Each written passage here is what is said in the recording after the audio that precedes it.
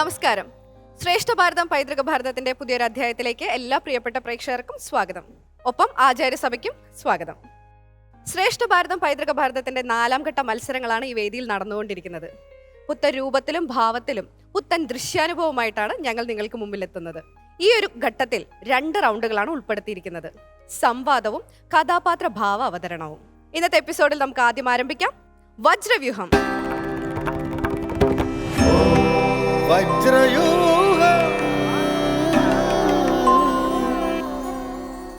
അപ്പൊ ഇന്നത്തെ എപ്പിസോഡിലെ വജ്രവ്യൂഹത്തിൽ ആരൊക്കെയാണ് മത്സരിക്കാൻ വരുന്നത് നമുക്ക് നോക്കാം.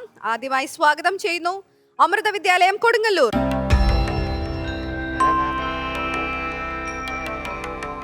ഇനി നമുക്ക് സ്വാഗതം ചെയ്യാം ചിന്മയ വിദ്യാലയം കൊല്ലം.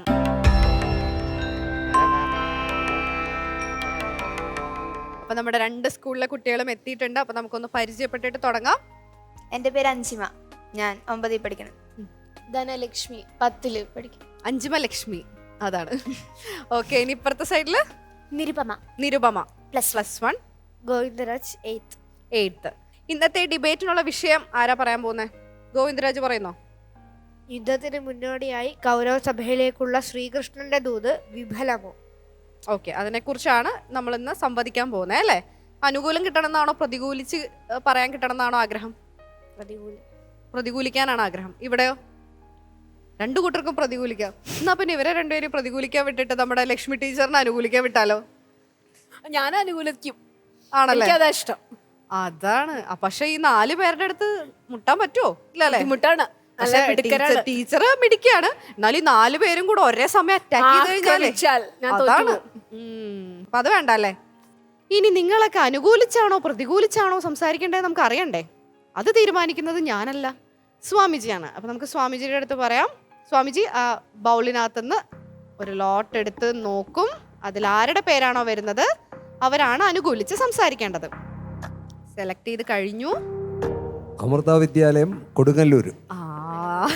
അമൃത വിദ്യാലയം കൊടുങ്ങല്ലൂര് അനുകൂലിച്ച് സംസാരിക്കണം. ഓക്കെ, ഇനി അടുത്തതും കൂടെ ഒന്ന് കാണിക്കാമോ സ്വാമിജി? നമുക്ക് എല്ലാവർക്കും അറിയാം. എന്നാലും ചിന്മയ വിദ്യാലയം കൊല്ലം പ്രതികൂലിച്ച് സംസാരിക്കുന്നു. നിനക്ക് സന്തോഷമായില്ലേ? നല്ല സന്തോഷമായി. പിന്നെ എക്സ്പ്രഷൻ കിങ് ആണ്. സന്തോഷമായില്ലേ? സന്തോഷമായ? ഇതാണ് മൊത്തത്തിലുള്ള റിയാക്ഷൻ അല്ലേ? നിന്നെ അഭിനയിക്കാൻ എന്താണ് നിങ്ങളുടെ ടീച്ചേഴ്സ് ഇവിടേക്ക് വിടാഞ്ഞത് എന്നാണ് ഞാനിപ്പോൾ ആലോചിക്കുന്നത്. നിങ്ങളുടെ ഈ ഒരു ഡിബേറ്റ് നിയന്ത്രിക്കുന്നത് ഞാനല്ല, ലക്ഷ്മി ടീച്ചറാണ്. അപ്പൊ നമുക്ക് ലക്ഷ്മി ടീച്ചറെ വേദിയിലേക്ക് വിളിക്കാം. ലക്ഷ്മി ടീച്ചറെ.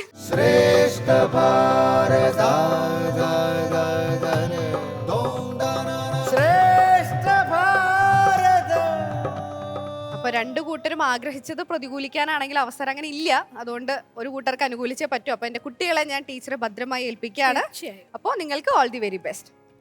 നമ്മളുടെ ഇന്നത്തെ ചർച്ച ആരംഭിക്കുന്നു. യുദ്ധഭൂമിയിൽ യുദ്ധത്തിനു മുൻപ് ശ്രീകൃഷ്ണ ഭഗവാൻ കൗരവ സദസ്സിൽ നടത്തിയ ദൂത് വിഫലമാണോ എന്നതാണ് ചോദ്യം. നിങ്ങളുടെ സമയം ആരംഭിക്കുന്നു. യുദ്ധത്തിന് മുൻപ് ശ്രീകൃഷ്ണൻ ദൂതിന് പോകുമ്പോൾ അദ്ദേഹത്തിന് 2 ലക്ഷ്യങ്ങളായിരുന്നു ഉണ്ടായിരുന്നത്. ഒന്ന് അർദ്ധലാഭവും മറ്റേത് അപവാദമില്ലായ്മയും. ആദ്യത്തേത് ശ്രീകൃഷ്ണന് നേടാൻ കഴിഞ്ഞില്ല. എന്നാലും അപവാദമില്ലായ്മ. എല്ലാവരുടെയും മനസ്സിൽ പാണ്ഡവർ യുദ്ധക്കൊതിയന്മാരായിരുന്നു. എന്നാൽ ഈ ദൂതിലൂടെ എല്ലാവരുടെയും മനസ്സിൽ ശ്രീകൃഷ്ണന് വ്യക്തമാക്കാൻ കഴിഞ്ഞു. അതായത് പാണ്ഡവർ യുദ്ധം ഒഴിവാക്കാൻ പരമാവധി ശ്രമിച്ചു, എന്നാൽ അത് സാധിക്കാത്തതാണെന്ന് സ്പഷ്ടമായി പറയാൻ ശ്രീകൃഷ്ണന് കഴിഞ്ഞു. നിങ്ങൾക്ക് സംസാരിക്കാം. ശ്രീകൃഷ്ണൻ ദൂത് അയച്ചത് ശ്രീകൃഷ്ണന് വ്യക്തമായിട്ട് അറിയാമായിരുന്നു. യുദ്ധമുണ്ടായാൽ മനുഷ്യവംശത്തിനും മറ്റു ജീവജാലങ്ങൾക്കും നാശം മാത്രമാണ് ഉണ്ടാകുന്നത്. അത് 1000 വർഷങ്ങൾക്ക് മുമ്പേ തന്നെ ശ്രീകൃഷ്ണൻ നമ്മെ എല്ലാം ബോധിപ്പിച്ചതാണ്. അതുകൊണ്ടാണ് ശ്രീകൃഷ്ണൻ ദൂത് അയച്ചത്. എന്നാൽ അത് വെറും ഒരു ജലരേഖയായി മാറുന്നതാണ് നമുക്ക് കാണാൻ കഴിയുന്നത്. യുദ്ധം നടന്നെങ്കിലും പാണ്ഡവർക്ക് രാജ്യം വീണ്ടെടുക്കാൻ കഴിഞ്ഞെങ്കിലും അവരുടെ പ്രജകളെല്ലാം തന്നെ നഷ്ടപ്പെട്ട ഒരവസ്ഥയായിരുന്നു. പഞ്ചപാണ്ഡവ പക്ഷത്ത് പഞ്ചപാണ്ഡവരും സാത്യകിയും ശ്രീകൃഷ്ണനും മാത്രമാണ് അവശേഷിച്ചത്. അതൊരു പൂർണ്ണ വിജയമായി കാണാൻ കഴിയുമോ? അവരിൽ പകുതി പേരും മരിച്ചു, അല്ലെങ്കിൽ അവരുടെ പകുതി പ്രജകളും നഷ്ടപ്പെട്ടു. അവർക്ക് അതൊരു പൂർണ്ണ വിജയമല്ലല്ലോ. കൃഷ്ണൻ പരമാവധി ശ്രമിച്ചിട്ടും യുദ്ധം നടന്നു. എങ്ങനെ ഇതിനെ പ്രതികരിക്കുന്നു? തീർച്ചയായും അതൊരു പൂർണ്ണ വിജയം തന്നെയായിരുന്നു എന്ന് നമുക്ക് പറയാം. നമാം കർമാണി ലിംബന്തി നമേ കർമ്മഫലേ സ്പൃഹ ഇതിമാം യോഭിജാനാതി കർമ്മഭിർന സബധ്യതേ. അങ്ങനെയിരിക്കെ കർമ്മം ചെയ്യുന്നത് എന്തുകൊണ്ടും നല്ലതാണ്. കൃഷ്ണൻ തന്റെ കർമ്മമാണ് ചെയ്തത്. ദൂത് കൃഷ്ണൻ ഒരു ദൂതനായാണ് പോയത്, അല്ലാതെ ഈ ലോകം അറിയുന്ന കാലജ്ഞനായിട്ടല്ല പോയത്. വെറും ഒരു ദൂതൻ മാത്രമായിട്ടാണ് പോയത്. ഒരു കർമ്മവും പാഴായി പോകുകയല്ല. എല്ലാ കർമ്മത്തിനും അതിൻ്റെതായ സ്ഥാനം ഈ ലോകത്തുണ്ട്. അതെങ്ങനെയാണ് ആകാതിരിക്കുക? പറയൂ, ഇത് വളരെ കൃത്യമായ ഒരു ആശയമാണ്. പാണ്ഡവരെ സംബന്ധിച്ച് ശ്രീകൃഷ്ണൻ അവരുടെ അഭിമാനവും അവരുടെ രാജ്യവും വീണ്ടെടുത്തു കൊടുക്കുക എന്നുള്ള ശ്രീകൃഷ്ണന്റെ കടമയായിരുന്നു. അത് നിറവേറ്റാൻ കഴിഞ്ഞെങ്കിലും അവർക്ക് ഒരു വൻ പരാജയം തന്നെയാണ് അവിടെ ഉണ്ടായത്. തന്റെ പ്രജകളെല്ലാം മരിച്ചിട്ടും തന്റെ രാജ്യം പകുതി നഷ്ടപ്പെട്ടിട്ടും അവർക്ക് എന്ത് വിജയമാണ് അവിടെ ഉണ്ടാവുന്നത്? അത് പരാജയം തന്നെയാണ്. പ്രജകളില്ലാതെ എന്ത് രാജ്യം? എന്തൊക്കെ കാരണങ്ങൾ കൊണ്ടാണ് കൃഷ്ണദൂത് വിഫലമാണെന്ന് നിങ്ങൾ സമർത്ഥിക്കുന്നത്? ഓരോ ആശയം എടുത്തുകൊണ്ട് പറഞ്ഞ് സമർത്ഥിക്കാൻ ശ്രമിച്ചു. ശ്രീകൃഷ്ണൻ ദൂത് അയച്ചപ്പോൾ, ദൂത് പോയപ്പോൾ അതിൽ വ്യക്തമായിട്ട് പറഞ്ഞു, തന്റെ അർദ്ധ സഹോദരന്മാർക്ക് പകുതി രാജ്യം കൊടുക്കുക, അത് സമ്മതമല്ലെങ്കിൽ 5 ദേശം കൊടുക്കുക, അതും സമ്മതമല്ലെങ്കിൽ പാണ്ഡവർക്കായി 5 ഗൃഹങ്ങൾ കൊടുക്കുക, അല്ലെങ്കിൽ 5 പേർക്കുമായി 1 ഗൃഹമെങ്കിലും കൊടുക്കുക എന്നായിരുന്നു ആ ദൂതിൽ പരാമർശിച്ചത്. എന്നാൽ അതൊന്നും സാധ്യമല്ല എന്നായിരുന്നു കൗരവരുടെ വാദം. അതെല്ലാം വിഫലമായി പോയില്ലേ? കൃഷ്ണൻ വച്ചു നീട്ടിയതൊക്കെ വിഫലമായി പോയില്ലേ? എങ്ങനെ പ്രതികരിക്കുന്നു? എന്നാൽ വളരെയധികം പുണ്യം ചെയ്തവരാണ് ഭീഷ്മർ, ദ്രോണർ തുടങ്ങി അവിടെയുള്ള മഹാന്മാർ പലരും. അവർക്ക് ജീവിതം ധന്യമാകുന്ന തന്നെ ഭഗവാന്റെ ഒരു വിശ്വരൂപം, ആ ദൂതിലൂടെ ഭഗവാന്റെ മഹത്തായ വിശ്വരൂപം അവർ മരിക്കുന്നതിന് മുന്നേ അവർക്ക് കാണാൻ കഴിഞ്ഞില്ലേ? അതിൻ്റെ ഒരു ഫലം തന്നെയല്ലേ. വിഫലം എന്നാൽ ഫലം ഇല്ലാത്തത്, സഫലം എന്നാൽ ഫലത്തോടു കൂടിയത്. ഒരു ഫലമെങ്കിലും ഉണ്ടെങ്കിൽ അത് സഫലമാണ്. ഈ വിശ്വരൂപ ദർശനം ഒരു സഫലം തന്നെയല്ലേ? കൃത്യമായ അവരുടെ ഒരു ആശയമാണ് അവർ മുന്നോട്ട് വെച്ചത്. സഫലമായി എന്ന് തന്നെയാണ് അവർ വാദിക്കുന്നത്. കൗരവ പക്ഷത്തുള്ളവരെ സംബന്ധിച്ച് അത് ഫലമായിരുന്നു. എന്നാൽ പാണ്ഡവ പക്ഷത്ത് അത് വൻ പരാജയം തന്നെയല്ലായിരുന്നു. ഇരുപക്ഷക്കാർക്കും അത് ഫലമുണ്ടാകുമ്പോഴാണ് അത് പൂർണ്ണ ഫലമായി തീരുന്നത്. അല്ലാതെ ഒരു പക്ഷക്കാർക്ക് മാത്രം അത് ഫലമായി തീർന്നു കഴിഞ്ഞാൽ അവിടെ ഒരു ചെറിയ രീതിയിലെങ്കിലും വിഫലമാവുന്നുണ്ട്. അത് തന്നെയാണ് ഇവിടെ കൃത്യമായി മനസ്സിലാക്കാൻ കൗരവർക്ക് സാധിച്ചോ? തീർച്ചയായും സാധിച്ചില്ല. മരണാസന്ന നിലയിൽ കിടക്കുമ്പോൾ ശ്രീകൃഷ്ണനാണോ അത്, അല്ലെങ്കിൽ മറ്റാരുടെങ്കിലും വിശ്വരൂപമാണോ എന്ന് മനസ്സിലാക്കിയാൽ തന്നെ അത് മറ്റുള്ളവർക്ക് പറഞ്ഞു കൊടുക്കാനോ അല്ലെങ്കിൽ അതിന്റെ പുണ്യം അനുഭവിക്കാനോ അവർക്ക് സമയം ലഭിച്ചില്ല. അവർ അത് കണ്ടതോടെ അവർ മരണമടഞ്ഞു കഴിഞ്ഞു. അത് അവർക്ക് വലിയ ഫലമായി ഞാൻ കാണുന്നില്ല. ഭഗവാന്റെ വിശ്വരൂപം വിഫലമാണെന്നാണ് ഇവർ പറയുന്നത്. അതിന്റെ സാധ്യതകൾ എന്തൊക്കെയായിരുന്നു നിങ്ങൾക്ക് സൂചിപ്പിക്കാം? ഭഗവാന്റെ വിശ്വരൂപം തീർച്ചയായും സഫലം തന്നെയായിരുന്നു. പക്ഷെ സമയം ലഭിച്ചില്ല എന്ന് പറയുന്നത് അത് തെറ്റാണ്. കാരണം സാമം, ദാനം, ഭേദം, ദണ്ഡം ഇവയാണല്ലോ ചതുരുപായങ്ങൾ. ഇവയിലൂടെ എല്ലാം പോയിട്ടാണ് ഭഗവാൻ യുദ്ധം എന്ന അവസാന പടിയിലേക്ക് കടന്നത്. ഭേദമായിരുന്നു ആ ദൂത് പോലും അവർക്ക് സ്വീകരിക്കാൻ കഴിഞ്ഞില്ല. അതിനുശേഷം മാത്രമാണ് യുദ്ധം എന്ന കടമ്പയിലേക്ക് പോയത്. അപ്പോൾ ദൂതിന്റെ ചില ഉദ്ദേശങ്ങൾ സഫലമാകുക തന്നെ ചെയ്തു. അപ്പോൾ അത് സഫലം തന്നെയാണ്. മാത്രവുമല്ല, ധൃതരാഷ്ട്രർ അദ്ദേഹമായിരുന്നു രാജാവ്. അദ്ദേഹത്തിന് യുദ്ധം ഒഴിവാക്കാൻ കഴിയുമായിരുന്നു. അദ്ദേഹം ചെയ്തതാണ് തെറ്റ്. പാണ്ഡവരുടെ പക്ഷത്ത് ഞാനൊരു തെറ്റും കാണുന്നില്ല. അവർ പൂർണ്ണമായും ഇത് സഫലം തന്നെയാണ്. ഇനി 2 മിനിറ്റേ ഉള്ളൂ. കൃത്യമായി നിങ്ങളുടെ പോയിന്റുകൾ പറഞ്ഞ് നമുക്ക് അവസാനിപ്പിക്കാം. നിങ്ങൾക്ക് സംസാരിക്കാം. പാണ്ഡവരുടെ പക്ഷം പിടിച്ച് ദൂതുമായി ശ്രീകൃഷ്ണൻ പോയപ്പോൾ തന്റെ അർദ്ധ സഹോദരന്മാർ തന്റെ സഹോദരന്മാരല്ലെന്നും അവർക്ക് അവകാശപ്പെട്ടതൊന്നും തന്നെ കൊടുക്കില്ല എന്ന് അവർ ഉറപ്പിച്ച് പറയുകയും ചെയ്തപ്പോഴാണ് യുദ്ധത്തിലോട്ട് നയിച്ചത്. അത് പല നാശനഷ്ടങ്ങൾ ഉണ്ടാക്കിയിട്ടുണ്ടെന്ന് വ്യക്തമായി നമുക്ക് കാണാം. എല്ലാവിധ ഫലങ്ങളും ഉണ്ടെങ്കിൽ മാത്രമാണ് അത് പൂർണ്ണ ഫലത്തിലോട്ട് നയിക്കുന്നത്. അവിടെ ഒരിക്കലും അത് കാണാൻ സാധിക്കുന്നില്ല നമുക്ക്. യുദ്ധം നാശത്തിലേക്കല്ലേ നയിച്ചത്? നിങ്ങൾക്ക് സംസാരിക്കാം.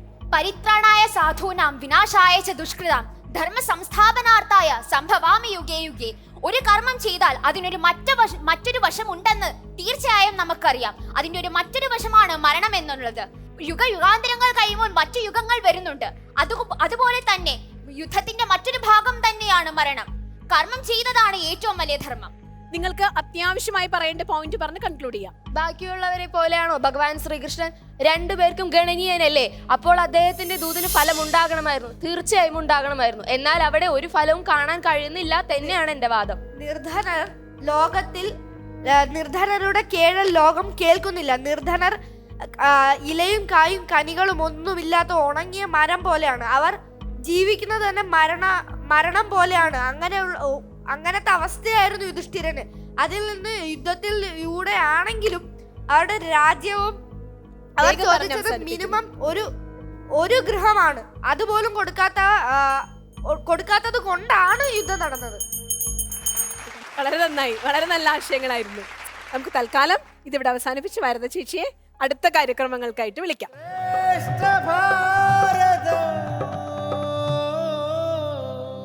എന്തായാലും thank you teacher, thank you so much. അപ്പോൾ അങ്ങനെ മനോഹരമായിട്ടുള്ള വാശിയേറിയ ഒരു ഡിബേറ്റ് സെക്ഷനും കൂടെ അങ്ങനെ കഴിഞ്ഞിരിക്കുകയാണ്. ഇപ്പൊ നേരെ കമന്റ്സിലേക്ക് പോവാ അല്ലേ സ്വാമിജി? രണ്ടു കൂട്ടരും അവർക്ക് പറയേണ്ട പോയിന്റുകൾ അവർ പറയാൻ ശ്രമിച്ചിട്ടുണ്ട്. ഈ കുറഞ്ഞ സമയം കൊണ്ട് അത്രയൊക്കെ അല്ലേ അവർക്ക് സാധിക്കുകയുള്ളൂ. അതിനുശേഷം അവർ പറയാൻ തയ്യാറായിരുന്നു. നിരുപമ ശക്തമായൊരു ഭാഷയുണ്ട്, തർക്കത്തിന് പറ്റിയൊരു ഭാഷ കയ്യിലുണ്ട്. രണ്ടുപേരും വാദപ്രതിവാദങ്ങളിൽ അങ്ങോട്ടും ഇങ്ങോട്ടും പോയിൻറ്റ്സുകൾ പറഞ്ഞിട്ടുണ്ട്, അത്യാവശ്യം പോയിൻറ്റ്സുകൾ കവർ ചെയ്തിട്ടുണ്ട്. എന്തായാലും നമുക്ക് രാമായണത്തിലൂടെയും ഗീതയിലൂടെയും നൽകുന്ന ഒരു വലിയ സന്ദേശം എന്ന് പറയുന്നത് യുദ്ധമല്ല. അതിൻ്റെയൊക്കെ സന്ദേശം യുദ്ധമല്ല. മാമനുസ്മര യുദ്ധജ എന്ന് ഭഗവാൻ പറഞ്ഞെങ്കിലും അവിടെ ധർമ്മമാണ് പറഞ്ഞത്. ധർമ്മം അനുഷ്ഠിക്കൂ എന്നാണ് ഭഗവാൻ പറയുന്നത്. ഈ ധർമ്മം അനുഷ്ഠിക്കാൻ, ധർമ്മം ഒരാൾക്ക് ഒരു യുദ്ധം ധർമ്മമായിട്ട് വരുമ്പോൾ അയാൾക്കത് ചെയ്തേ പറ്റൂ. രാജ്യത്തെ രക്ഷിക്കാൻ വേണ്ടിയിട്ട്, അല്ലെ പ്രജകളെ രക്ഷിക്കാൻ വേണ്ടിയിട്ട്, ധർമ്മത്തെ നിലനിർത്താൻ വേണ്ടിയിട്ട്. അപ്പോൾ ഈ ധർമ്മത്തിൻ്റെ ഉദ്ദേശം എന്താ, നിലനിൽക്കേണ്ടതിൻ്റെ ഉദ്ദേശം എന്താണെന്ന് വെച്ച് കഴിഞ്ഞാൽ മറ്റൊന്നുമല്ല, ശാന്തി സമാധാനം ഇവിടെ ഉണ്ടാകണം എന്നുള്ളതാണ്. അപ്പോൾ ശാന്തിയും സമാധാനവും ഇവിടെ നിലനിൽക്കണമെന്നുള്ള ഉദ്ദേശമാണ് രാമായണത്തിലെ യുദ്ധത്തിലും മഹാഭാരതത്തിലെ യുദ്ധത്തിലും നമുക്ക് കാണാൻ സാധിക്കുന്നത്. ഈ രണ്ട് യുദ്ധങ്ങളുടെയും പിന്നിൽ അതാണ്. ശാന്തി സമാധാനവും അടുത്ത തലമുറയെങ്കിലും അനുഭവിക്കണം. കാരണം ഏതൊരു മനുഷ്യൻ്റെ ഉള്ളിലാണോ അധർമ്മം വർദ്ധിച്ചു വരുന്നത് അവിടെ അശാന്തി ഉണ്ടാവും. അവർക്ക് മാത്രമല്ല, അവർ രാജ്യത്തിൻ്റെ ഭരണാധികാരികളാണെങ്കിൽ ആ പ്രജകളിലേക്കും അത് വ്യാപിക്കും. ഭഗവാൻ അതിൻ്റെ പരമാവധി ക്ഷമയുടെ നെല്ലിപ്പലക വരെ പോയിട്ടുണ്ട്. അതുപോലെ ശ്രീരാമ ഭഗവാനും അതുപോലെ തന്നെ കാണിച്ചിട്ടുണ്ട് രാവണൻ്റെ മുമ്പിൽ. അത്രയും ക്ഷമയുടെ മൂർത്തികളായിരുന്നു അവർ. അപ്പോൾ ക്ഷമ കൊണ്ട് മാത്രം ചിലപ്പോൾ കാര്യം നടന്നു എന്ന് വരില്ല. അപ്പോൾ നിവൃത്തിയില്ലാത്തൊരു സാഹചര്യത്തിൽ യുദ്ധവുമാകാം എന്നുള്ള ഒരു സന്ദേശം മാത്രമേ ഇവിടെ ഉള്ളൂ. രണ്ടുപേരും നന്നായി വാദിച്ചു. നമസ്കാരം. നന്ദി സ്വാമിജി. രാധാകൃഷ്ണൻ സർ? രണ്ടുപേരും അവരവർക്ക് പറയാനുള്ള കാര്യം കൃത്യമായി തന്നെ പറഞ്ഞു. പറഞ്ഞ കാര്യത്തിൽ വ്യക്തതയും ഉണ്ടായിരുന്നു. പക്ഷേ രണ്ടുപേരും കൂടി എത്തിയ ഒരു നിഗമനം എന്താണെന്ന് വെച്ചാൽ യുദ്ധം അനിവാര്യമായിരുന്നു, അത് നടന്നു എന്നുള്ളതാണ്. അക്കാര്യത്തിൽ രണ്ടുപേർക്കും യോജിപ്പാണ്. അതിൻ്റെ കാരണങ്ങളെക്കുറിച്ച് വ്യത്യസ്ത അഭിപ്രായങ്ങൾ രണ്ടുപേർക്കും ഉണ്ട്. അപ്പോൾ ആ നിലയ്ക്ക് ഈ ശ്രീകൃഷ്ണൻ്റെ ദൂത് വിജയിച്ചില്ല എന്നും, അതല്ല ദൂത് വിജയിച്ച് പക്ഷേ യുദ്ധം നടന്നു എന്നാണ് ഇവർ പറയുന്നത്. ദൂത് വിജയിച്ചില്ല പക്ഷേ യുദ്ധം നടന്നു. അപ്പോൾ യുദ്ധം നടന്നു എന്ന വസ്തുത അംഗീകരിച്ചുകൊണ്ടാണ് രണ്ടു കൂട്ടരും സംസാരിച്ചത്. അങ്ങനെ ഈ വിഷയത്തെക്കുറിച്ച് സംസാരിക്കാനും പറ്റൂ. അത്രയും നന്ന്. പക്ഷേ ഒരു കാര്യം, മഹാഭാരതത്തിൻ്റെ സന്ദേശം എന്ന് പറഞ്ഞാൽ ഒരിക്കലും യുദ്ധം ചെയ്യരുത് എന്നാണ്. ഇതെവിടെയാണ് പറഞ്ഞിരിക്കുന്നത് എന്ന് ചോദിച്ചാൽ ശാന്തി പർവ്വത്തിൽ രാജധർമ്മ അനുശാസന പർവ്വമുണ്ട്. ഏതാണ്ട് 9000 ശ്ലോകമാണുള്ളത്. ലോകത്ത് ഇന്ന് വരെ വിഭാവനം ചെയ്തിട്ടുള്ള രാഷ്ട്രവ്യവഹാരത്തിൻ്റെ തത്വവും പ്രയോഗവും കലയും ശാസ്ത്രവും സവിസ്തരം പ്രതിപാദിക്കുന്നതാണ് ഈ ശ്ലോകങ്ങൾ. അത് പറയുന്നത് ആരാണെന്ന് വെച്ച് കഴിഞ്ഞാൽ ഭീഷ്മരാണ്. ശരശയ്യയിൽ കിടക്കുന്ന ഭീഷ്മർ യുദ്ധം ജയിച്ച് ചക്രവർത്തിയാകാൻ പോകുന്ന തൻ്റെ കൊച്ചുമകൻ യുധിഷ്ഠിരനും അദ്ദേഹത്തിൻ്റെ അനുജന്മാർക്കും ശ്രീകൃഷ്ണൻ്റെ സാന്നിധ്യത്തിൽ നൽകുന്നതാണ് ഈ ഉപദേശം. അദ്ദേഹം യുധിഷ്ഠിരനെ അടുത്ത് വിളിച്ചിട്ട് പറയും, ഉണ്ണി മഹാരാജാവേ, നീ കഴിയുമെങ്കിൽ യുദ്ധം ചെയ്യരുത്. പറയുന്നത് ആരാണ്? അക്കാലത്തുണ്ടായിരുന്ന ഏറ്റവും വലിയ സൈന്യാധിപനാണ്, ഏറ്റവും വലിയ യോദ്ധാവാണ്, മഹാരഥിയല്ല ഏകരഥിയുമാണ്. അദ്ദേഹം നടത്തിയിട്ടുള്ള യുദ്ധങ്ങൾ അനവധിയാണ്. ഇങ്ങനെ അനവധി യുദ്ധം നടത്തി ജയിച്ചിട്ടുള്ള ഭീഷ്മരാണ് പറയുന്നത്, ഉണ്ണി മഹാരാജാവേ, നീ കഴിയുമെങ്കിൽ യുദ്ധം ചെയ്യരുത്. എന്താ കാരണം? യുദ്ധം ജയിക്കാൻ നിനക്ക് കഴിവ് മാത്രം പോരാ, ഭാഗ്യവും വേണം. ആ ഭാഗ്യം എപ്പോഴും നിൻ്റെ കൂടെ ആയിരിക്കില്ല. ഇതാണ് മഹാഭാരതത്തിന് നൽകുന്ന സന്ദേശം. ശ്രീകൃഷ്ണൻ പറഞ്ഞത്, ഞാനിത് ശ്രമിക്കുന്നത് പരാജയപ്പെടുമെന്ന് ഉറപ്പിച്ചു പോകുന്ന ദൂതാണ്, അല്ലാണ്ട് വിജയിക്കുമെന്ന് കരുതി പോയതല്ല. പരാജയപ്പെടും, പക്ഷെ പരാജയപ്പെട്ടാലും ഒരു മഹാദുരന്തം ഒഴിവാക്കുന്നതിന് വേണ്ടി തനിക്ക് കഴിയാവുന്ന കാര്യം ചെയ്തു എന്ന് സ്വയം ബോധ്യമാകാൻ വേണ്ടിയാണ് ആ ദൂത്.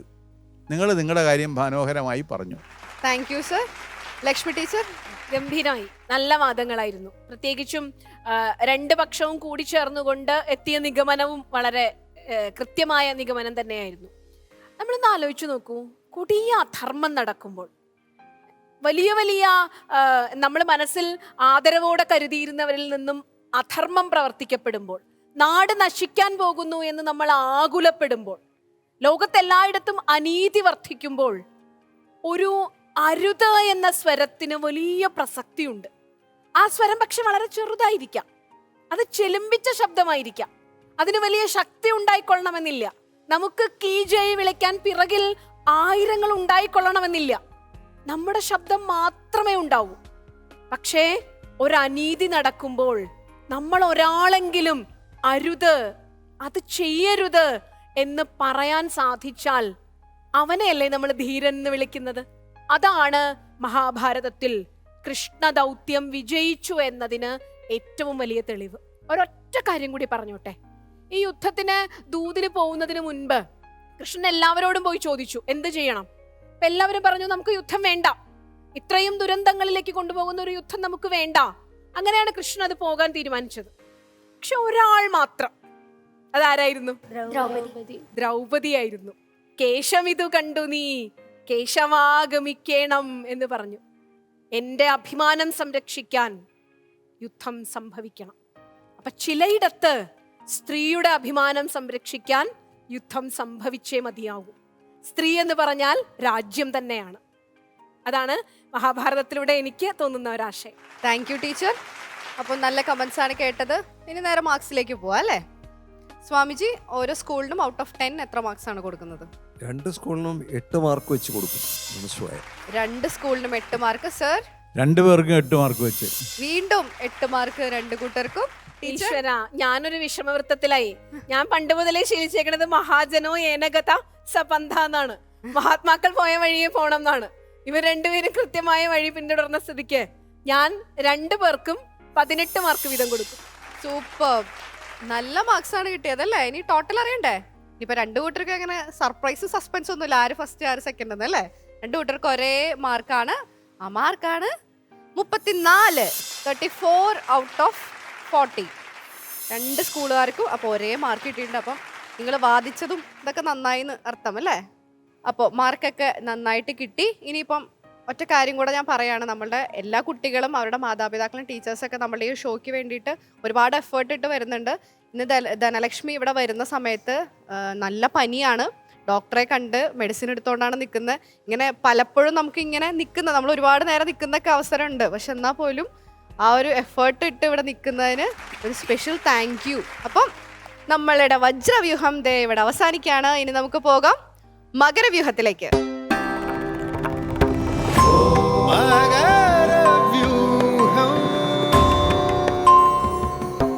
ശ്രേഷ്ഠ ഭാരതം പൈതൃക ഭാരതം ദേ മകരവ്യൂഹത്തിൽ എത്തി നിൽക്കുകയാണ്. അപ്പൊ ആചാര്യസഭയിലെ മുരളിമേനോൻ ചേട്ടൻ ജോയിൻ ചെയ്തിട്ടുണ്ട്. ചേട്ടാ സ്വാഗതം. ഇനി നമുക്ക് സ്വാഗതം ചെയ്യാനുള്ളത് നമ്മുടെ ഈ വേദിയിൽ പെർഫോം ചെയ്യാനുള്ള കുട്ടികളെയാണ്. നമുക്ക് സ്നേഹത്തോടെ സ്വാഗതം ചെയ്യാം. AKNM MAM HSS Kattukulam.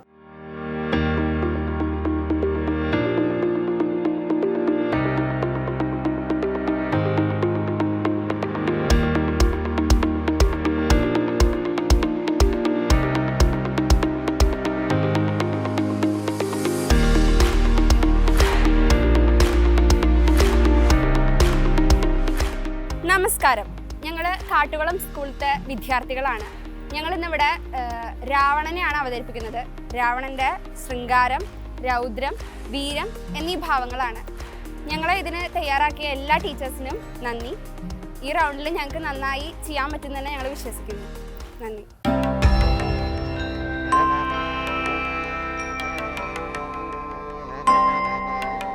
അല്ല, ആരൊക്കെയാ പേര് പറഞ്ഞു? വൈഗ. വൈഗ എത്രാം ക്ലാസ്സിലാ? 7. എൻ്റെ പേര് ദുർഗ, ഞാൻ 9ാം ക്ലാസ്. 9ാം ക്ലാസ്സില്. നിവേദ് 10ാം ക്ലാസ്സിൽ. 10ാം ക്ലാസ്സില്. ഒരു രക്ഷയില്ലാട്ട്. എന്തായാലും നമ്മുടെ മേക്കപ്പ് ആർട്ടിസ്റ്റ് ഒക്കെ നല്ല അടിപൊളി ആർട്ടിസ്റ്റുകളാ. മുഖത്തേക്കൊക്കെ നോക്കുമ്പോഴേ ആളെ തിരിച്ചറിയുന്നില്ല. നമ്മുടെ വേദിയിൽ മുമ്പ് വന്നിട്ടുള്ള ആൾക്കാരാ.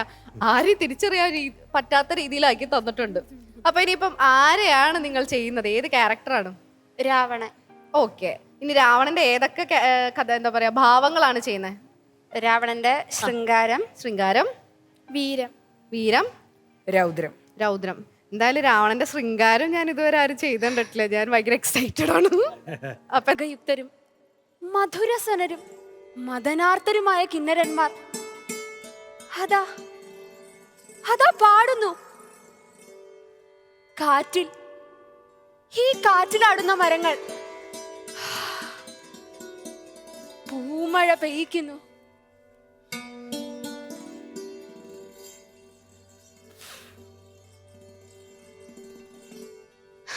കാന്തിമതി, നീ നമ്മുടെ ഹൃദയത്തെ വല്ലാതെ ഭ്രമിപ്പിക്കുന്നു.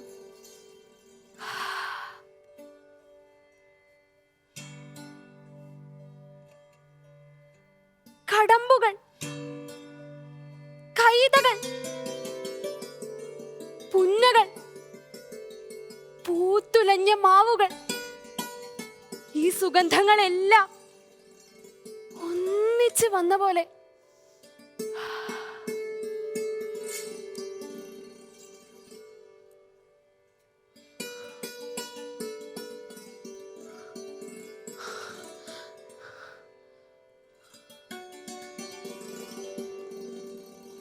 പേടമാൻ മിഴിയാൽ അലങ്കൃത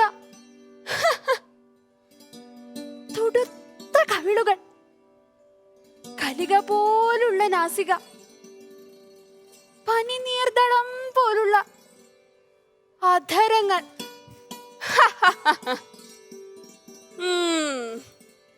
സമയമെടുത്ത് സൃഷ്ടി നടത്തിയ തനു. ദേവി രംഭേ, ആർക്ക് ഭാഗ്യമേകാനാണാവോ ഈ യാത്ര? അങ്കവടിവൊത്ത ഭവതി ഇളകി ഇളകി നടന്നു കയറിയത് ഈ ഹിമപ്രാന്തത്തിലേക്കല്ല, നമ്മുടെ ഹൃദയത്തിലേക്കാണ്. വരൂ,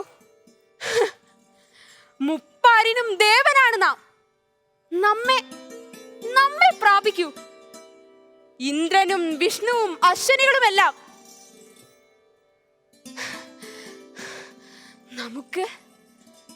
നമുക്ക് താഴെ.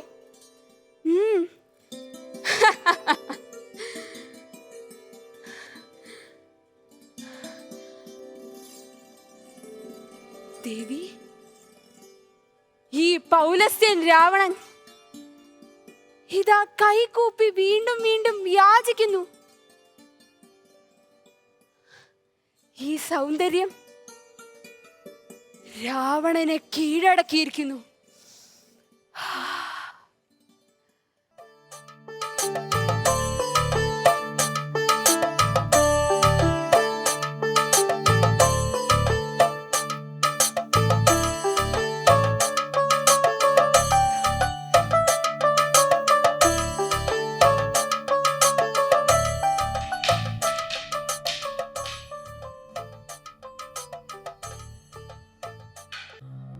ദേവി രംഭേ, സോദരനായ ധനതനെ നാം വെന്നു. തുടർന്ന് സുവർണ ശരവണത്തിലെത്തി. നല്ല കാടുകൾ നിറഞ്ഞ ഒരു വൻമല. അവിടെ എത്തിയതും പുഷ്പകം സ്തംഭിച്ചു. ആ സമയം കറുത്ത് കുറുകിയ ശങ്കര കിങ്കരൻ അവിടെ വന്ന് പറഞ്ഞു, ശൈലത്തിൽ ശങ്കരൻ ക്രീഡിക്കുന്നു. ഇപ്പോൾ ഈ പർവ്വതം സർവർക്കും അഗമ്യമാണ്. തിരികെ പോവുക. ആരാണ് ശങ്കരൻ? നാം ചാടിയിറങ്ങി. ത്രിലോകത്തെ ജയിച്ച നമുക്കെന്ത് ശങ്കരൻ? മാർഗം തടഞ്ഞ ആ പർവ്വതത്തെ നാം വേരോടെ പറിച്ചെടുത്തു. എങ്ങനെയെന്നല്ലേ? നാം ആദ്യം കൈകൾ പർവ്വതത്തിലേക്കിട്ടു, പൊക്കിയെടുത്തു. കൈലാസം കിടന്നാടി. ദേവന്മാർ വിറപൂണ്ടു. എന്തിന്? ഭയങ്കരിയായ പാർവതി വരെ ഭയന്ന് ശങ്കരനെ ആലിംഗനം ചെയ്തു. മണ്ടോദരി, നമ്മുടെ കൈകളെ പാദം കൊണ്ട് പർവ്വതത്തിനിടയിലിട്ട് ഞെരിച്ചു. നാം അലമുറയിട്ടു. പ്രളയം അടുത്തതായി ഏവരും ഭയന്നു. സ്വർഗവും ഭൂമിയും കടലും ആകാശവുമെല്ലാം വിറച്ചു. അമാത്യന്മാർ പറഞ്ഞതുകൊണ്ട് മാത്രം നാം നീലകണ്ഠനെ സ്തുതിച്ചു. കവിയും പണ്ഡിതനും ഗായകനുമായ നമ്മുടെ സ്തുതിയിൽ നീലകണ്ഠൻ സന്തോഷിച്ചു. ജടാഗടാഹ സംഭ്രമ ഭ്രമന്നിലിംപ നിർജരെ വിലോല വീജി വല്ലരി വിരാജമാന മൂർധനി.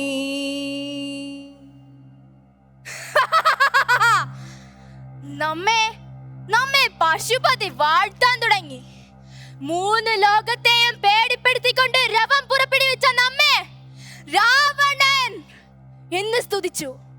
മാത്രമല്ല, നമ്മെ സ്വതന്ത്രനാക്കി യഥേഷ്ടം സഞ്ചരിക്കുവാൻ അനുഗ്രഹിച്ചു. അതുകൂടാതെ നമുക്ക് സമ്മാനിച്ച ഒന്നാണ് ഈ വാൾ, ചന്ദ്രഹാസം. ഈ പ്രപഞ്ചം മുഴുവൻ രാവണൻ ദുർജയനാണെന്ന് അറിഞ്ഞിരിക്കുന്നു. മേഘനാഥ,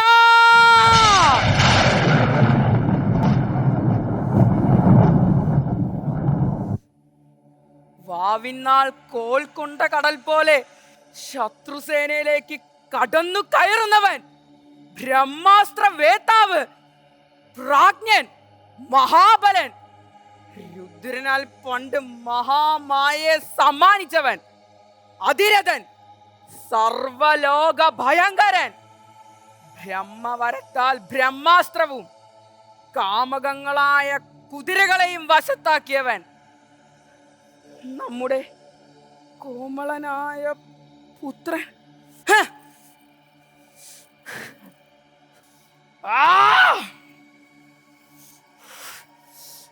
അന്തപുരത്തിലെ രാക്ഷസ കന്യകമാരുടെ കേഴൽ അസഹ്യം. വേനലിലെ സൂര്യരശ്മികൾ പോലെ നമ്മുടെ ശരീരം ഇതാ ആളിക്കത്തുന്നു. ആദ്യത്തെ സമപ്രദമായ കവചം ധരിച്ചവനാണ് നാം. ഹേ രാമ, ലക്ഷ്മണ, അമ്പോടത്ത് ബ്രഹ്മാവ് നമുക്ക് നൽകിയ വില്ലുണ്ട്. ആരവിടെ? 1000 പെരുമ്പറയടിച്ച് ആ വൻ വില്ലെടുക്കുവേൻ. ആ മർക്കടന്മാരെ വധിക്കാൻ മേഘനാഥ, നാം നിന്റെ പിതാവിത അത് സത്യമാക്കാൻ പോകുന്നു. ആ ക്ഷത്രിയാധമനെ അനുവർത്തിക്കുന്ന സീതയെ നാം ഇപ്പോൾ തന്നെ കൊല്ലുന്നതാണ്.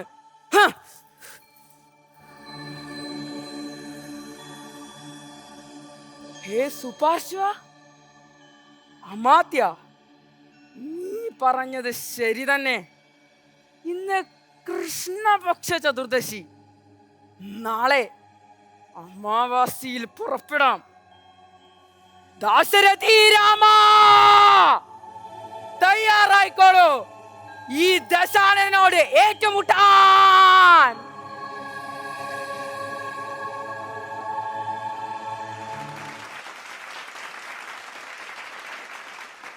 എന്തായാലും ഈ വേദിയിൽ പലരുടെയും പല ക്യാരക്ടേഴ്സിന്റെയും പല പല ഭാവങ്ങൾ കാണാൻ പറ്റും. പക്ഷെ ഞാൻ രാവണന്റെ ഒരിക്കലും പ്രതീക്ഷിക്കാത്തതായിരുന്നു.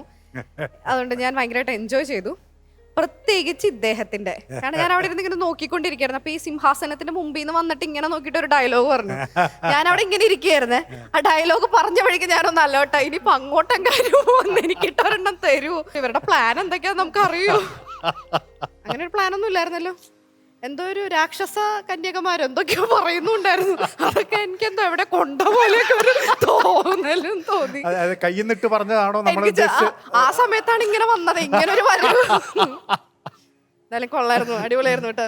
എനിക്ക് ഇവനെ അങ്ങോട്ട് ഇഷ്ടപ്പെട്ടു. ഇനിയിപ്പൊ കമന്റ്സ് ചോദിച്ചാലോ? നിങ്ങൾ മോശമായി എന്നല്ല കേട്ടോ, ഇവൻ എന്നെ ഒന്ന് ഭയപ്പെടുത്തിയായിരുന്നു, അതുകൊണ്ടാ. ഇപ്പൊ ഇനി കമന്റ്സിലേക്ക് കിടക്കാം. സ്വാമിജി, അതിഗംഭീരമായിരുന്നു ശരിക്കും. അത് ഈ സന്ദർഭം ഒരുക്കിയ ആളുടെ ഒരു മനോഭാവം അത് വളരെയധികം പ്രതിഫലനം ചെയ്തു ഇതിൽ, വളരെ നന്നായിട്ടുണ്ട്. അതുപോലെ തന്നെ രാവണൻ്റെയൊക്കെ ശൃംഗാരം എങ്ങനെയാവുമെന്ന് എല്ലാവരും സംശയിച്ചു. പക്ഷെ അതൊക്കെ വളരെ മനോഹരമാക്കി തീർത്തു. ഒരു കുറ്റവും നമുക്ക് കാണുന്നില്ല, ഇവിടെ പറയും ഇവിടെ, പക്ഷെ നമ്മുടെ ദൃഷ്ടിയിൽ കാണുന്നില്ല.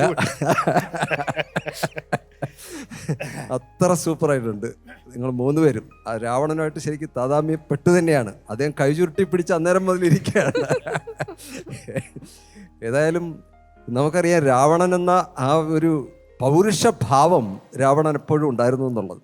അത് രാമൻ പോലും ഒരു സമയത്ത് രാവണനെ കാണുന്ന സമയത്ത് ഇത്രയും പൗരുഷമുള്ള ഒരാളോ എന്ന് അതിശയിക്കുന്നുണ്ട്. അത്രയും പൗരുഷം നിറഞ്ഞു നിന്നിരുന്നു എന്നാണ്. പക്ഷേ ജീവിതത്തിൽ എത്ര വലിയ പണ്ഡിതനാണെങ്കിലും എത്ര വീരപരാക്രമിയാണെങ്കിലും അവസാനം അതിൻ്റെ ധർമ്മത്തിൽ നിന്ന് വ്യതിചലിച്ചുള്ള ജീവിതം എവിടെ പോയാലും അത് സർവനാശത്തിലേക്ക് കലാശിക്കുകയുള്ളൂ എന്നുള്ള വലിയൊരു സന്ദേശമാണ് അവിടെ രാവണനിലൂടെ അവിടെ ഋഷി നമ്മളോട് പറയുന്നത്. ശരിക്കും നിങ്ങൾ 3 പേരും വളരെ നന്നായി അത് അഭിനയിച്ചു. 3 പേർക്കും എല്ലാ അഭിനന്ദനങ്ങളും. നമസ്കാരം. നന്ദി സ്വാമിജി. സർ, ശൃംഗാരം എന്ന് പറഞ്ഞപ്പോൾ തന്നെ നള കുബരൻ്റെ ഭാര്യയായ രംഭയുടെ മേലുള്ള ശൃംഗാരമായിരിക്കും എന്ന് ഞാൻ അപ്പോഴേ ഒന്ന് ഊഹിച്ചു. കാരണം അത് അത്ര ലളിതമായിരുന്നില്ല. ഈ കുബേരൻ്റെ മകനാണ് നളകുബരൻ, അയാളുടെ ഭാര്യയാണ് രംഭ. അപ്പോൾ ശരിക്കും പറഞ്ഞാൽ പുത്രവധുവാണ്. അപ്പോൾ അവൾ പറയും, ഞാൻ അങ്ങേക്ക് പുത്രവധുവാണ്, മാത്രവുമല്ല ഞാൻ അദ്ദേഹത്തിൽ അനുരക്തയുമാണ്, അതുകൊണ്ട് എനിക്കിത് സാധ്യമല്ല എന്ന് പറയുമ്പോൾ നീ നാഗവേശിയാണ്, അതുകൊണ്ട് നിനക്ക് അങ്ങനെ ഒരു ചാരിത്രം നീ പറയേണ്ടതില്ല എന്ന് പറഞ്ഞ് അവളെ ബലാത്സംഗം ചെയ്യാൻ വേണ്ടി ശ്രമിക്കുകയും അതിൽ അദ്ദേഹം ഒരു ശാപം ഏറ്റുവാങ്ങുകയും ചെയ്തു. ആ ശാപത്തിൻ്റെ ഭയം കൊണ്ടാണ് അശോകവനിയിൽ സീതയെ ബലാത്കാരം ചെയ്യാതിരുന്നത്. കാരണം സ്ത്രീയുടെ സമ്മതമില്ലാതെ അവളെ സ്പർശിച്ചാൽ തല പൊട്ടിത്തെറിക്കും എന്നായിരുന്നു ശാപം. ആ ശാപം കിട്ടിയതാണ് ഈ ശൃംഗാരത്തിൻ്റെ ഒരവസ്ഥ. ആ 3 സെലക്ഷൻ ഗംഭീരമായി എന്നുള്ള കാര്യവും കൂടി ഞാൻ പറയട്ടെ. പിന്നെ 3ാമത്തെ രാവണൻ നേരത്തെ ഇവിടെ പറഞ്ഞതുപോലുള്ളൊരു ചെറിയൊരു പ്രശ്നമുണ്ട്. കാരണം ഈ ചിരി വരുമ്പോഴേക്കും എല്ലാവരും പോകുന്നുണ്ട്. എന്തായാലും നന്നായിട്ടുണ്ട്. Okay, thank you sir. Lakshmi teacher, വളരെ വളരെ ഗംഭീരായിരുന്നു. ഒന്ന്, നമ്മളൊക്കെ രാവണന്റെ ആരാധകരായി പോയി. രാവണന്റെ സ്വഭാവത്തിന്റെ അല്ല, രാവണന്റെ അനുഭവത്തിന്റെ, അഭിനയത്തിന്റെ ആരാധകരായി. പ്രത്യേകിച്ചും 1ഉം 2ഉം 3ഉം രാവണന്മാർ. 2ാം രാവണൻ നല്ല അഭ്യാസിയായ രാവണൻ, അതൊക്കെ വളരെ ഗംഭീരമായിരുന്നു. 1ാമത്തെ രാവണന്റെ ഡയലോഗുകൾ പോലും ഞാൻ ഓർക്കുന്നു. പലപ്പോഴും നമ്മളും രാധാകൃഷ്ണൻ സാർ പറഞ്ഞ പോലെ നമ്മളും ആശങ്കിച്ചിരുന്നു, രാവണന്റെ ശൃംഗാരം ഏത് രീതിയിലായിരിക്കും. ഞാൻ കരുതിയത് നിങ്ങൾ അഴകിയ രാവണനായിരിക്കും അഭിനയിക്കുന്നത് എന്ന്. എന്തായാലും ഒരു കേരളത്തിന്റെ ഒരു രംഗവേദിയിലേക്ക് വന്നാൽ, കേരളത്തിന്റെ ഒരു രംഗവേദിയിൽ രാവണന്റെ വ്യത്യസ്തമായ ഭാവങ്ങൾക്കുള്ള അവസരമുണ്ട്. ഞാനിത് കണ്ടപ്പോൾ ആദ്യം ഓർത്തത് രംഭാപ്രവേശമാണ്. കഥകളിയിലെ രംഭാപ്രവേശം ഓർത്തുകൊണ്ടാവാം ഒരുപക്ഷെ നിങ്ങളിത് തിരഞ്ഞെടുത്തത്. അരികിൽ വരിക മാനിനി എന്ന പദമൊക്കെയാണ് ഞാൻ ആദ്യം ഓർത്തത്. അതുപോലെ കൈലാസോദ്ധരണമാണ് 2ാമത്തെ രംഗം കണ്ടപ്പോൾ ഓർത്തത്. അപ്പൊ കൂടിയാട്ടവും കഥകളിയും ഉൾപ്പെടുന്ന കേരളത്തിന്റെ ദൃശ്യവേദിയിലേക്ക് വളരെ ഭംഗിയായി രാവണന്റെ ഈ ജളനായിട്ടുള്ള ഭാവം, രാവണന്റെ ഏറ്റവും പ്രൗഢമായ വീരനായകൻ എന്നുള്ള ഭാവം പോലും കേരളത്തിന്റെ രംഗവേദിയിൽ ഏറ്റവും സമർത്ഥമായി പ്രയോഗിച്ചിട്ടുണ്ട്. എന്തായാലും അവതരണത്തിൽ ഏറ്റവും മികച്ചു നിന്നു. വളരെ ഗംഭീരമായ അഭിനന്ദനം. Thank you teacher. മുരളി ചേട്ടാ. യെസ്, എന്നെ എണീപ്പിച്ച് നിർത്തും. എക്സലന്റ്. ബഹുമാനിച്ചിരിക്കുന്നു. ബ്രില്യൻ്റ് ആയിരുന്നു. 3 ആക്ടേഴ്സും ബ്രില്യൻ്റ് ആയിരുന്നു. ഞാൻ പറയാം, അതിനെക്കുറിച്ച് പറയാം. വളരെ എക്സൈറ്റഡ് ആണ് ഞാൻ to see 3 good actors, 3 excellent actors. ഇതിൻ്റെ ഇവരൊക്കെ പറഞ്ഞൊരു കാര്യം തന്നെയാണ് ഞാൻ എഴുതി വെച്ചിരിക്കുന്നത്. First point, choice of scenes it matters. എൻ്റെ അറിവനുസരിച്ച് ഇവിടുന്ന് ചാനലിൽ നിന്ന് നമ്മൾ കൊടുക്കുന്ന ഇന്ന എമോഷൻ എന്നുള്ളത് മാത്രമാണെന്നാണ് എൻ്റെ അറിവ്. ഏത് സീൻ വേണം എന്നുള്ളത് തീരുമാനിക്കുന്നത്, എവിടെ നിന്ന് എന്തെടുക്കണം എന്നുള്ളത് തീരുമാനിക്കുന്നത് അതത് സ്കൂളുകൾക്ക് വിട്ടുകൊടുത്തിരിക്കുകയാണ്. അപ്പോൾ ആ സ്വാതന്ത്ര്യത്തിൽ ഇത്രയും പെർഫെക്റ്റ് ആയിട്ടുള്ളൊരു 3 സീക്വൻസസ് രാവണൻ്റെ എടുക്കാൻ വേറെ ഇല്ല എന്നാണ് എനിക്ക് തോന്നുന്നത്. എക്സലൻറ്റ്. അത് നിങ്ങൾക്കല്ല, നിങ്ങളുടെ പിന്നിൽ പ്രവർത്തിച്ച ആളുകൾക്കുള്ളതാണ്. ഇതിൻ്റെ പിന്നിൽ പ്രവർത്തിച്ചവർക്കുള്ള മറ്റൊരു മാർക്ക് കൂടി ഞാൻ പറയാം. അത് ഇതിൽ രാവണൻ എന്നുള്ള കഥാപാത്രത്തിലേക്ക് 2 പെൺകുട്ടികളെ കാസ്റ്റ് ചെയ്തതിനാണ്. അത് പലപ്പോഴും പലരും ചെയ്യാറില്ല അത്. ഓക്കെ, നല്ല തുടക്കമായിരുന്നു കേട്ടോ. എന്താ മോളുടെ പേരെന്താ? ദുർഗ. ദുർഗയുടെ തുടക്കമൊക്കെ കലക്കി കേട്ടോ. അസലായിരുന്നു. ആക്ച്വലി മഴ എന്ന് ദുർഗ പറയുന്നതിന് മുമ്പേ ഞാൻ ബാക്കിയുള്ളവരുടെ കാര്യം എനിക്കറിയില്ല, എനിക്കിവിടെ നനഞ്ഞു കഴിഞ്ഞിരുന്നു. കാരണം because again I'm giving that stress to that internal acting. അകമേ ഇത് വന്നു കഴിഞ്ഞാൽ മാജിക്കാണ്. കാരണം അവിടെ നിന്ന് മഴ നനയുമ്പോൾ എനിക്കിവിടെ കുളിരണമെങ്കിൽ അത് അകമേ വരുന്നതിൻ്റെ ആ മാജിക്കാണ്. മനസ്സിലായില്ലേ? അവിടെ വരുന്ന രസം, അതായത് ഇവിടെ നിന്നാണ് അങ്ങോട്ട് വരുന്നത്, അവിടെ നിന്ന് ഇങ്ങോട്ട് വന്ന് ഇവിടെ നിന്ന് അങ്ങോട്ട് വരികയാണത്. അതാണ് സ്റ്റേജിൽ പെർഫോം ചെയ്യുന്നതിൻ്റെ ഒരു വ്യത്യാസം. സിനിമയിൽ അതില്ല. മനസ്സിലായില്ലേ? അപ്പോൾ അവിടെ യഥോ ഹസ്തസ്തോ ദൃഷ്ടി, യഥോ ദൃഷ്ടിസ്തോ മന, യഥോ മനസ്തോ ഭാവ, 3 പേർക്കുമുള്ള ഒരു നോട്ട് അതിവിടെ സാറ് പറഞ്ഞു കഴിഞ്ഞു. ചിരി മാത്രമാണ് പ്രശ്നം. എങ്ങനെയാ ചിരിക്കുക? നമ്മൾ ഇത്രയൊക്കെ ചെയ്യാമെങ്കിൽ അതറിയണ്ടേ? എങ്ങനെയാ ചിരിക്കുക? ഒന്ന് ചിരിച്ചേ. കുഴപ്പമില്ല, അത് ഇപ്പൊ ചിരിച്ചത് കുഴപ്പമില്ല. മനുഷ്യൻ ചിരിക്കുന്ന കാര്യമാണ്. ഹാ ഹാ ഹാ എന്ന് പറയുന്ന ചിരിയേ അല്ല, അത് എഴുതി വെച്ചിരിക്കുന്ന ചിരിയാണ്. മനസ്സിലായില്ലേ? ചിരിക്കുക എന്ന് പറഞ്ഞാൽ ചിരിക്കുക, അത്രേ ഉള്ളൂ. നമ്മൾക്ക് അറിയുന്ന പോലെ തന്നെയാണത്. മനസ്സിലായില്ലേ? ഇനി ഞാൻ രണ്ടാമത്തേലേക്ക് കടക്കാം. രണ്ടാമത്തത് again good entry, very good entry. ആ എൻട്രി മാത്രമല്ല എനിക്കിഷ്ടമായത്, മറ്റേ രണ്ട് ആക്ടേഴ്സിനെ വെറുതെ നിർത്താതെ ഇവിടെ കൊണ്ടുവന്നത്. It was excellent. നമ്മൾ ഈ സജഷൻ നേരത്തെ എല്ലാവരോടും പറഞ്ഞിരുന്നു, പക്ഷെ ഇവിടെയാണ് അതിപ്പോൾ ഉപയോഗിച്ച് കണ്ടത്. ആ 2 ആക്ടേഴ്സിനെ നിർത്തിയതും ആ ഒരു ചുവന്ന ടവലെടുത്ത് തുടച്ചൊക്കെ ഉണ്ടല്ലോ, എൻ്റെ അമ്മോ, പറയാൻ വാക്കുകളില്ല. അത്ര നന്നായിരുന്നു അത്. അതവിടെ പിടിച്ചു നിന്നതും എല്ലാം നന്നായിരുന്നു. എന്താ പേര് മോളുടെ? വൈഗ. വൈഗ, ഇത് പൊക്കുന്നതിൻ്റെ ആ ഡയലോഗ് ഒന്ന് പറഞ്ഞേ. നാം ആദ്യം നമ്മുടെ കൈകളെ പർവ്വതത്തിലേക്കിട്ടു, പൊക്കിയെടുത്തു, പർവ്വതം കിടന്നാടി. അത് കുറെ കൂടി എലോബറേറ്റ് ചെയ്യാമായിരുന്നു.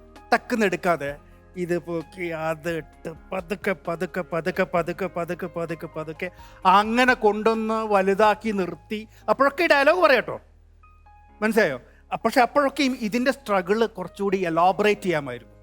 അത് പിന്നെ ചെയ്യാൻ കഴിവുള്ള ഒരു ആർട്ടിസ്റ്റാണ്, ഒരു ആക്ടറാണ് മോള്. പിന്നെ again control was really good. Controlled acting ആയിരുന്നു അത്. കൺട്രോൾ, വെറുതെ ആക്ട് ചെയ്താൽ പോരാ, യു ഷുഡ് കൺട്രോൾ ഇറ്റ്. ശൃംഗാരത്തിലും ഉണ്ടായിരുന്നു കേട്ടോ അത്. പിന്നെ ഒറ്റക്കാലിൽ നിന്നിട്ടുള്ള മറ്റേ ഇതുണ്ടല്ലോ, പ്രാർത്ഥന, കണ്ണടയ്ക്കാമായിരുന്നു.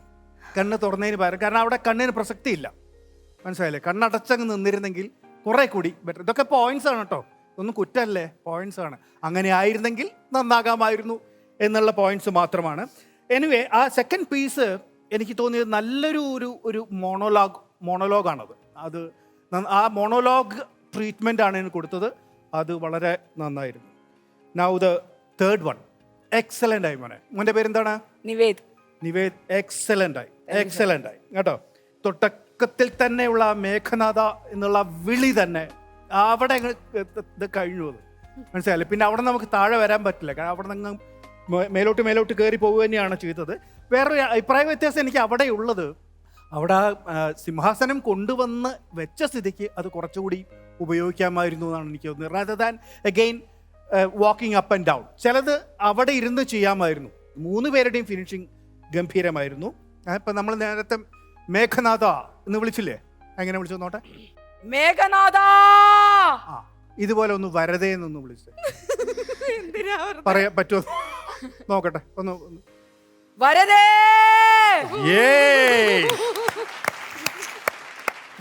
എക്സലന്റ്.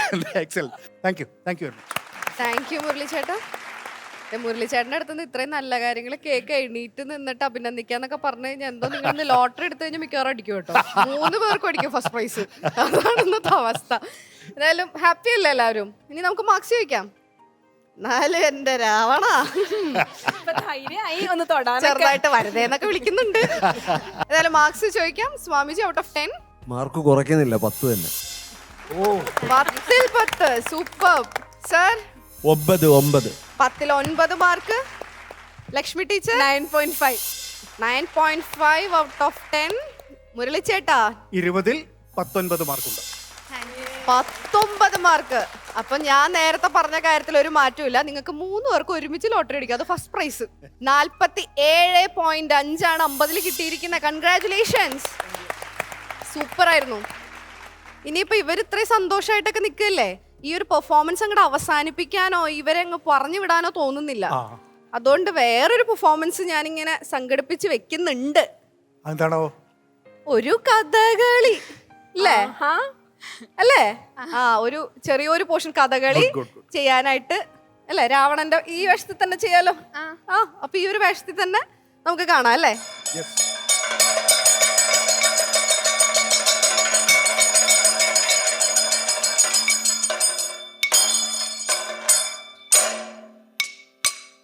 ഗംഭീര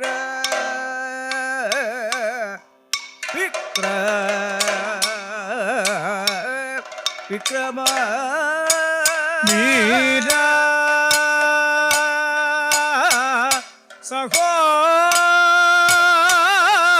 സഹോദര ഗംഭീര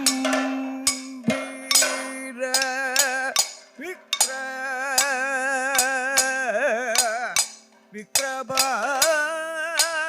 വീര സഹോദര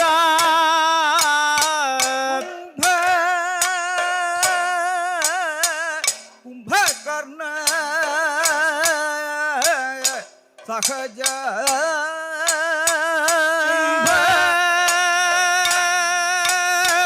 കുംഭകർണ സഹജ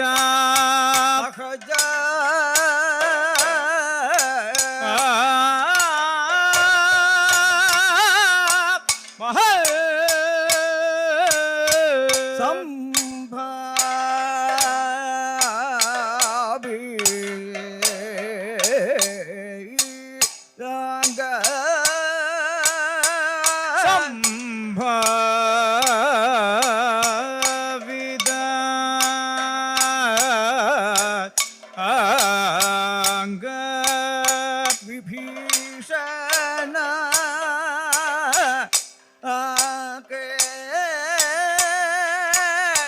മമ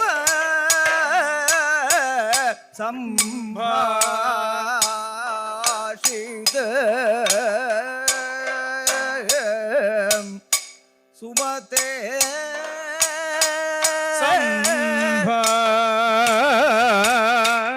സംഭാഷിത സുമതേ സുമതേ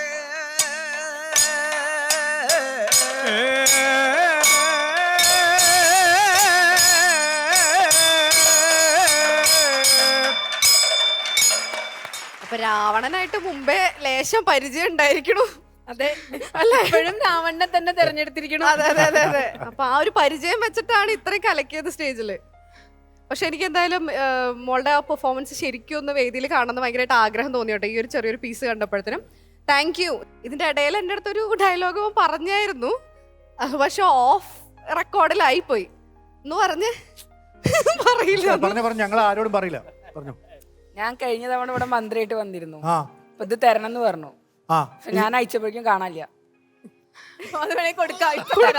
എനിക്ക് തരാന്ന് പറഞ്ഞിട്ടുണ്ട്. ഇതൊന്നും ഇവിടെ നിന്നിട്ട് ഒന്നും മിണ്ടാണ്ടിരിക്കുകയായിരുന്നേ.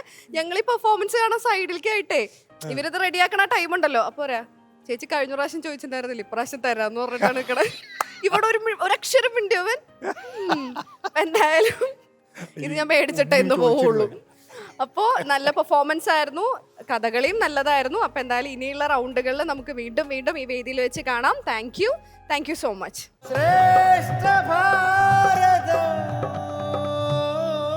ശ്രേഷ്ഠ ഭാരതം പൈതൃക ഭാരതത്തിന്റെ ഇന്നത്തെ അധ്യായം അവസാനിക്കാൻ പോവുകയാണ്. നമ്മൾ ഇന്നത്തെ എപ്പിസോഡിൽ ആദ്യം തന്നെ യുദ്ധഭൂമിയിലെ ശമ പ്രാർത്ഥനകൾ എന്നൊരു വിഷയത്തിന് ആസ്പദമാക്കിയുള്ള ഒരു ഡിബേറ്റ് റൗണ്ട് കണ്ടു. അതിനുശേഷം രാവണന്റെ 3 ഭാവങ്ങൾ നമ്മൾ കണ്ടു കഴിഞ്ഞു. ശ്രേഷ്ഠ ഭാരതം പൈതൃക ഭാരതത്തിന്റെ ഇന്നത്തെ എപ്പിസോഡ് ഇവിടെ പൂർണ്ണമാവുകയാണ്. ആചാര്യസഭയ്ക്ക് നന്ദി, പ്രേക്ഷകർക്ക് നന്ദി, ശുഭദിനം.